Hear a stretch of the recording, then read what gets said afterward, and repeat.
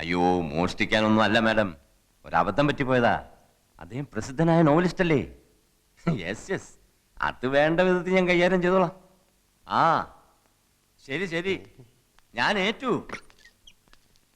സാഗർ, താനേതിപ്പം പാതാളത്തിൽ പോയി കിടക്കായിരുന്നോ? താനല്ലേ ഇവിടുത്തെ തഹസിൽദാർ? എന്തുണ്ടാവാൻ? പോലീസുകാരെടുത്ത് നന്നായി പെരുമാറി. ഭാഗ്യത്തിന് ഇവിടുത്തെ SI ഒരു ബോർണ, എന്റെ നോവലുകളുടെ ആരാധകൻ. താനിതുവരെയും തഹസിൽദാരായില്ലേ? അതൊക്കെ പറഞ്ഞാൽ ഒത്തിരി ഉണ്ട്. ആ വീട്ടിൽ എന്താ സംഭവിച്ചത്? കിഴങ്ങെ തന്റെ വീടാണെന്ന് കരുതി പുറവേശത്തെ വാതിലിന്റെ ഓടാമ്പൽ ഇളക്കി ഞാൻ അകത്ത് കയറി മൂക്കറ്റം വെള്ളം ഒടിച്ചോണ്ട് ഈ മാക്സി കൊടുത്തോണ്ട് അവളുടെ കട്ടിൽ കിടന്ന് ഉറക്കിപ്പോയി. സോറി. അയ്യോ, പറ്റിപ്പോയി. സാഗർ സാറേ, അപ്പോഴേ സാഗർ സാറേ, താൽഷീദാർ വിടുന്ന ലക്ഷണമില്ല. കേസാക്കണമെന്നാ പറയുന്നത്. ഞാൻ പുതിയ തഹസിൽദാരുടെ ഫ്രണ്ട് ആണെന്ന് പറഞ്ഞില്ലേ? അതാ കൂടുതൽ കുഴപ്പമായത്.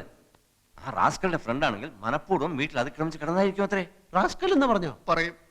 ഒരു തഹസിൽദാരും വേറൊരു തഹസിൽദാരെ റാസ്കൽ എന്ന് വിളിക്കുക? എന്റെ സാഗറെ, ആ പെണ്ണും പിള്ളേ എനിക്ക് ചാർജ് തരാതെ ഉടക്കി നിൽക്കുക. അപ്പോ സാറാണോ ഈ പറഞ്ഞ? അതെ, ആ റാസ്കൽ ഞാൻ തന്നെയാ. സോറി സർ, ഇരിക്കണം. ഞാൻ ചാർജ് ഇല്ലാത്ത തഹസിൽദാരല്ലേ, ഇരിക്കുന്നില്ല. അപ്പൊ സാഗറിന്റെ കാര്യം എങ്ങനെയാ? അതാ ഞാനും ആലോചിക്കുന്നത്. സാഗർ സാറിന്റെ മിക്ക നോവലുകളും ആർത്തിയോടെ വായിച്ചിട്ടുള്ളവനാ ഞാൻ. അകലും തോറും അടുക്കുന്നവൾ എന്ന നോവലുണ്ടല്ലോ, അതിലെ ഓരോ സംഭവം ഇപ്പോഴും മനസ്സിൽ മായാതെ കിടക്കുക. സാറിന്റെ പുതിയ നോവലുകൾ ഏതൊക്കെയാ? അല്ല, അത് കേസിന്റെ കാര്യം എങ്ങനെയാ? ഞാൻ വല്ലാത്ത ധർമ്മസങ്കടത്തിലാ. വീടിന് മുമ്പിൽ ആരെങ്കിലും സൈക്കിൾ ബെല്ലടിച്ചാൽ കേസാക്കുന്ന വട്ടുപിടിച്ച സ്ത്രീ അവർ. എന്തായാലും FIR ഞാൻ എഴുതുന്നില്ല. ആ സ്ത്രീയോട് ഞാൻ ഒന്നുകൂടി സംസാരിച്ചോട്ടെ. എടോ ഫ്രാൻസിസേ, സാർ എങ്ങോട്ടാ പോകുന്നത്? ഈ വാടക വീടുണ്ട്. വാടക വീടുണ്ട്. ഇവരെ ജീപ്പിൽ വീട്ടിൽ കൊണ്ടാക്കും. സാർ, നന്ദി ഇൻസ്പെക്ടർ, 1000 നന്ദി. എനിക്കിപ്പോ ഓർമ്മ വരുന്നത് ഉല്ലാസത്തേന്മഴയിലെ റോബർട്ട് പ്രിൻസിയോട് പറയുന്ന ഡയലോഗാ. നന്ദി പ്രിൻസി, 1000 നന്ദി. താങ്കളെ കണ്ടതൊരു മഹാഭാഗ്യമായി ഞാൻ കരുതുന്നു. വീണ്ടും കാണാം, വീണ്ടും വീണ്ടും.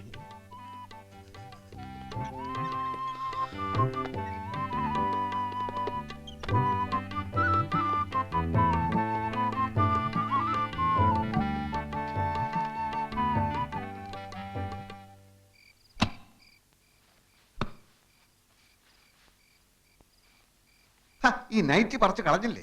എടോ, വേറെ ഉടുക്കാനൊന്നുമില്ലടോ. മാത്രമല്ല അടിയിൽ ഞാനൊന്നും ഇട്ടിട്ടില്ല. ഈ മുണ്ടെടുത്തോ? ഈ ജുബ്ബ ഇച്ചിരി വലുതാണോ എന്ന് സംശയമുണ്ട്. വലിയ ജുബ എനിക്കിഷ്ടം.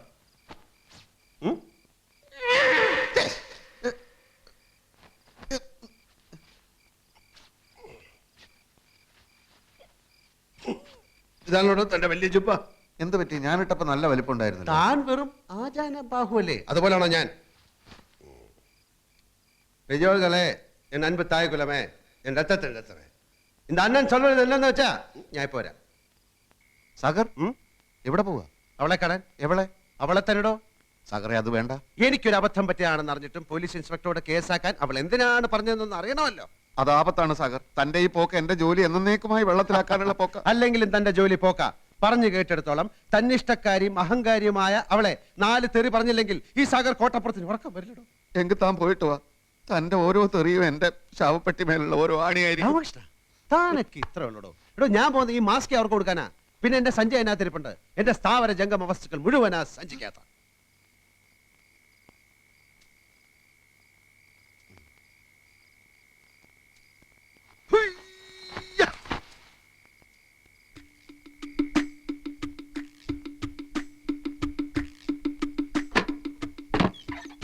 Stop there.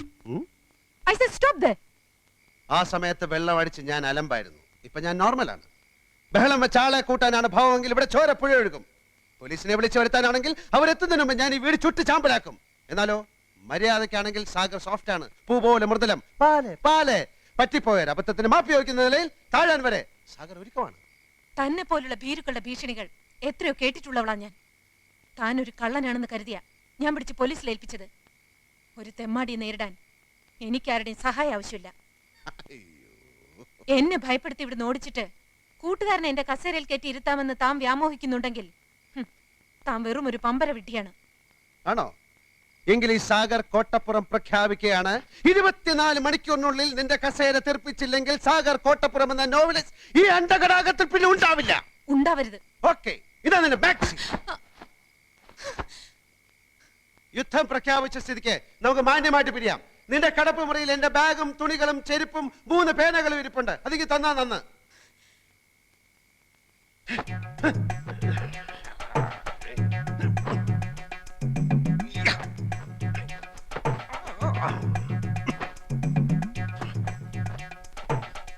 ഇതുകൊണ്ടുള്ള എന്റെ ആവശ്യം കഴിച്ചു. Get lost. ഇതാർക്കും വേണ്ടെങ്കിൽ ഈ അന്ധകാരത്തിനെ പുതപ്പിക്കാനുള്ള മേലാട പോലെ ഇത് അവിടെ കിടക്കട്ടെ. നിന്റെ ഒരു കാര്യം കൂടെ എടുത്ത് ഞാൻ ഉപയോഗിച്ചു, പല്ല് തേക്കാൻ നിന്റെ ടൂത്ത് ബ്രഷ്. താല്പര്യമുണ്ടെങ്കിൽ നിനക്ക് ഇനി അത് ഉപയോഗിക്കാം, ഇല്ലെങ്കിൽ അത് കളയാം. രാമകൃഷ്ണ, ഒരു സർവീസ് സ്റ്റോറി എഴുതുവാൻ മാമച്ചൻ എന്ന വാരിക മുതലാളിയുടെ കയ്യിൽ നിന്ന് നല്ലൊരു തുക അഡ്വാൻസ് വാങ്ങി താനുമായി ഒരു ചർച്ചയ്ക്ക് ഇറങ്ങി തിരിച്ചവനാണ് ഈ സാഗർ കോട്ടപ്പുറം. പക്ഷെ കോട്ടപ്പുറത്തിന്റെ മനസ്സിൽ ഇപ്പൊ കഥയില്ല, കഥാപാത്രങ്ങളില്ല, പതഞ്ഞു പൊങ്ങുന്ന പ്രതികാര വാഞ്ച മാത്രം. നമ്മുടെ മുന്നിൽ ഡോക്ടർ അംബേദ്കർ എഴുതിയ ഇന്ത്യൻ ഭരണഘടനയുണ്ട്. ചാർജ് ചെയ്യാൻ കൂട്ടാക്കാത്ത സർക്കാർ ഉദ്യോഗസ്ഥയും അഹങ്കാരിയുമായ ഒരു പെണ്ണിനെ തുരത്തി ഓടിക്കാനുള്ള സർവീസ് നിയമങ്ങളിൽ ലൂപ്പ് ഹോൾസ് ഉണ്ട്. ഇല്ലെങ്കിൽ ഞാൻ ഉണ്ടാക്കും. കാരണം ഇത് ഇന്ത്യ മഹാരാജ്യമാണല്ലോ. 24 മണിക്കൂറിനകം അവളെ കെട്ടുകെട്ടിക്കാൻ തയ്യാറായിക്കൊള്ളും. കുറെ സ്റ്റഡി കോളുകൾ ചെയ്യേണ്ടി വന്നേക്കും. പക്ഷെ ലൂപ്പ് ഹോൾസ് കിട്ടാതെ സാഗർ കോട്ടപ്പുറം മടങ്ങി വരില്ല.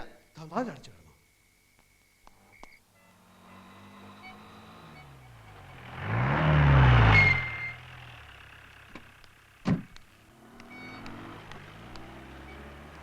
Good morning mister Karunakaran. Police സ്റ്റേഷനിൽ ഇൻഫോം ചെയ്തിട്ടുണ്ടല്ലോ. ചെയ്തില്ല? ഇന്ന് 11 മണിക്ക് പത്മ ചിട്ടി കമ്പനിയുടെ റവന്യൂ റിക്കവറി ആണെന്നുള്ളത് മറന്നോ? ഇയാളുടെ വായിക്കാത്ത നാക്കില്ലേ? ഞാൻ മേഡത്തിന്റെ വീട്ടുവേലക്കാരനല്ല. സബോർഡിനേറ്റ്സിനോട് പെരുമാറാൻ പഠിപ്പിക്കുന്ന സ്ഥാപനവും ഉണ്ടെങ്കിൽ ഒട്ടും വൈകാതെ മേഡം അങ്ങോട്ട് ചെല്ലു. I'll show what I can do.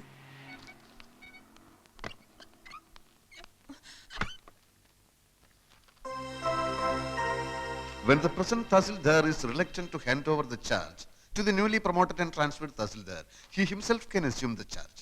This clause is there in our department rules, madam. And for your kind information, I have already sent messages to Board Secretary, District Collector, Accounts General and the Treasury. Anything else, madam?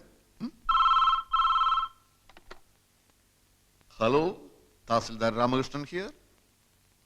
സാഗറോ? എല്ലാം വളരെ സ്മൂത്തായി മുന്നോട്ട് പോകുന്നു സാഗർ.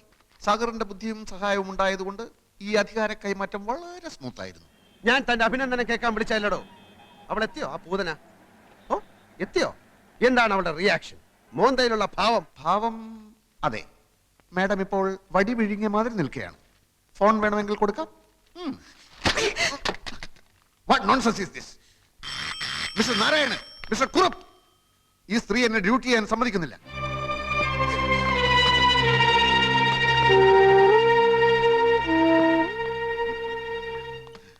സാറിനെ സമ്മതിച്ചിരിക്കുന്നു. ഇതിന്റെ പത്തി താഴ്ന്ന് ഞങ്ങൾ ആദ്യമായിട്ട് കാണുക. കോളേജ് NCC ഉണ്ടായിരുന്നപ്പോ ബെസ്റ്റ് കറേജിയസ് കേഡറ്റ് അവാർഡ് വാങ്ങിച്ചവനാ ഞാൻ.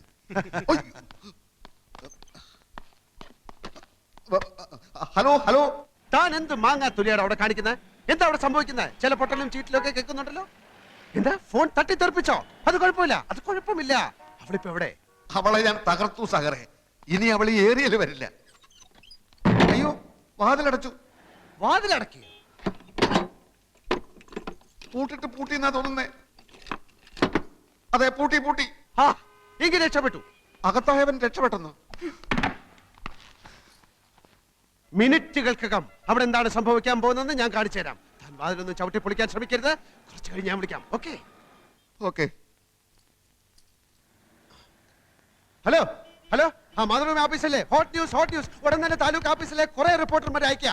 നിരപരാധിയായ ഒരു തഹസിൽദാരെ മുൻ തഹസിൽദാർ മുറിക്കകത്തിട്ട് പൂട്ടിയിരിക്കുന്നു. ഈ അകത്തുള്ള തഹസിൽദാർ ഒരു തുള്ളി പച്ചവെള്ളം പോലും കുടിക്കാനാകാതെ മരണത്തോട് മല്ലിട്ടുകൊണ്ടിരിക്കുകയാണ്. ഉടൻ തന്നെ അയക്കുക.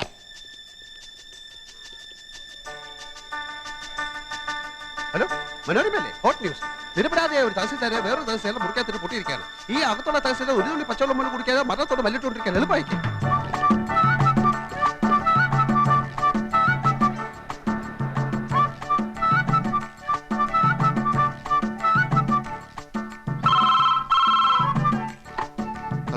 ഞാൻ സാഗറാണ്.